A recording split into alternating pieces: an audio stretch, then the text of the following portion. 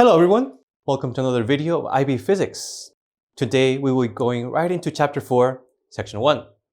Of course, Chapter 4 has 5 sections, and the first section of which is oscillations.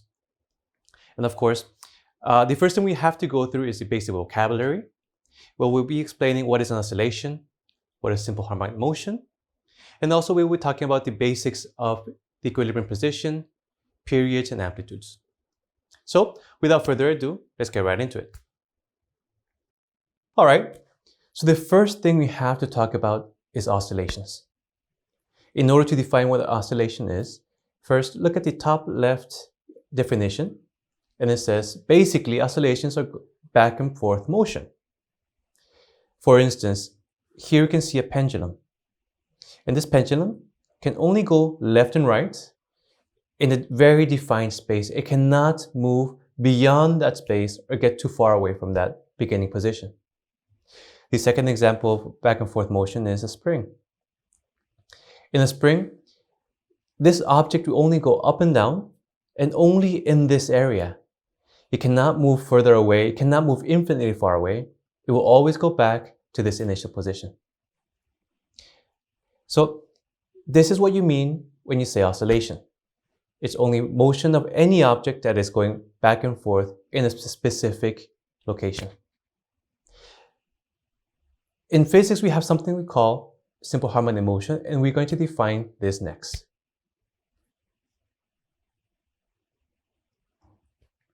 So, one of the first concepts you have to learn about in section 1 of chapter 4 is what we said was simple harmonic motion. In order to understand that, we have to also understand what a simple harmonic oscillation is. So the first word, harmonic. Harmonic comes from the Greek word for music. And you might have already heard about this word a lot of times before, right? If you have ever played a piano, if you ever played any instrument, you have heard the word harmonics. And in music, it refers to multiples of the frequencies. So you can see here in the definition, harmonics are frequencies that are multiples of a fundamental frequency. For instance, if you play an A in your piano, the next A is going to be twice the frequency. The one after that is going to be twice of that.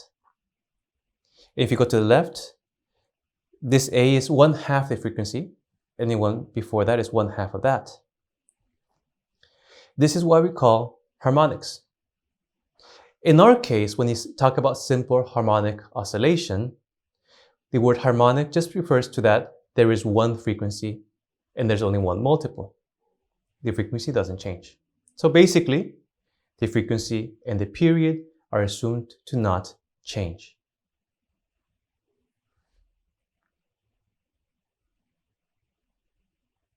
And you might ask yourself, how can the frequency and period remain the same? We will prove this later on, and in a higher level, you prove this again in chapter 9.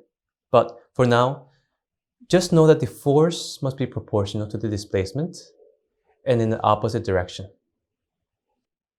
Second, this also makes it periodic. And what periodic means is it repeats, and in every repetition, it's the same time interval. I'll show you an example of what this would look like in a graph. Here, you can see how an object is moving left and right. You can also see that it's moving between two very specific points. And the last thing you can see is this graph is actually showing you the force. This blue line is the amount of force that is making this ball or object move back to the initial position. Now, if you refer to the first two definitions, the first word being harmonic, it takes the same amount of time to go back and forth no matter how large this area is. And the second definition we talked about after harmonic is of course oscillations, and it's going back and forth and cannot move beyond the predefined area. Okay, let's go back to the original slides. The third word that we have to define now is the word simple. Remember, we said it's simple harmonic oscillation. We already defined harmonic and oscillation. And you'll be surprised to know that the word simple has a very deep meaning in physics. Of course, in also math. When you say simple, it doesn't mean that it's easy. What it means is that you have simplified the model in such a way that it's easier to solve. In our case, it means that we assume, first of all, there is no resistance. And if there's no resistance, there is no energy loss. So in theory, as long as you don't lose any energy, it should be able to go back and forth forever. And the second thing is, like you learned in chapter 2, the total energy, or the total mechanical energy at least, which is kinetic energy plus the potential energies, this total energy does not change. This makes it a lot easier to solve this equation. In real life, we all know that there's a lot of resistance forces, there's friction, there's air friction. Something is going to eventually stop the motion, but to make it simple, we assume there isn't. The second assumption we have to make is there is no driving force. So there is nothing that keeps pushing it and increasing the energy, right? So if you think about the example of a swing, someone keeps pushing you in the swing and it keeps giving you energy. In theory, if there is no resistance and there is no loss of energy, and if you keep putting energy into it, it should increase energy infinitely, right? So to simplify this problem again, we will assume that after it starts, no energy will enter or you will not give it extra energy. So there is no driving force. We will see the two examples of this. So what you're seeing here is an example of what happens if you do lose energy. And if you do lose energy, you can see that every time it goes forward, it goes less and less, right? The amplitude decreases. At first, it starts off with a really big amplitude, so it goes really far away from the center position. But every time it goes back and forth, it loses a little bit of energy. As it loses energy, it loses kinetic energy, it loses maximum potential energy. So it gets smaller and smaller and smaller. This is what happens if you had frictional forces, if you had energy losses. So what would happen if you didn't have those energy losses? It looks like this. You would be able to go up and down forever. The second example we're going to go and look into is what happens if you do have a driving force. So what will happen if you had a driving force is, remember what happened if you didn't and you had a straight line, so all the peaks were the same place? Well, what happens if you do have a driving force is, instead of being all the same, they start getting bigger. Like this. The driving force it does is it increases the energy.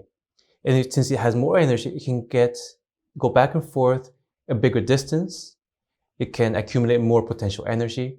It can accumulate more kinetic energy. And of course, we do not want this, right?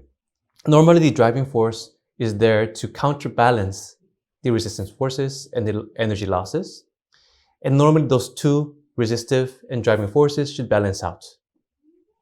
In our case, we will, of course, ignore the resistive forces and ignore the driving forces because those make it too complicated to solve. Okay, back to the initial slides. So let's talk about some of the common examples of simple harmonic oscillations that you will find in real life. One of the most common examples is, of course, the pendulum. So the pendulum balls will go back and forth as they get hit. They only go back and forth within a very specific space. They do not go really far from that.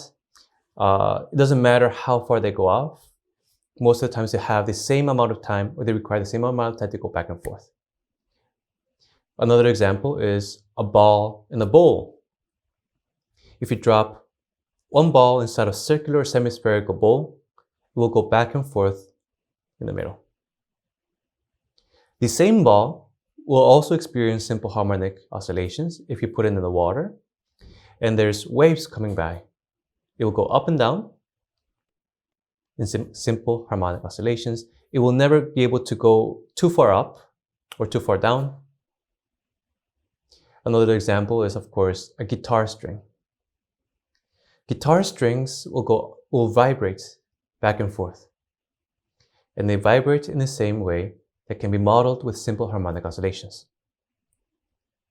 The last and most iconic or most representative simple harmonic oscillation is an object on the spring. The spring will always pull it back to the initial position or will always push it down towards it. So it will only go back and forth within this predetermined area or displacement, and it will never go too far off. The oscillations will always take the same amount of time.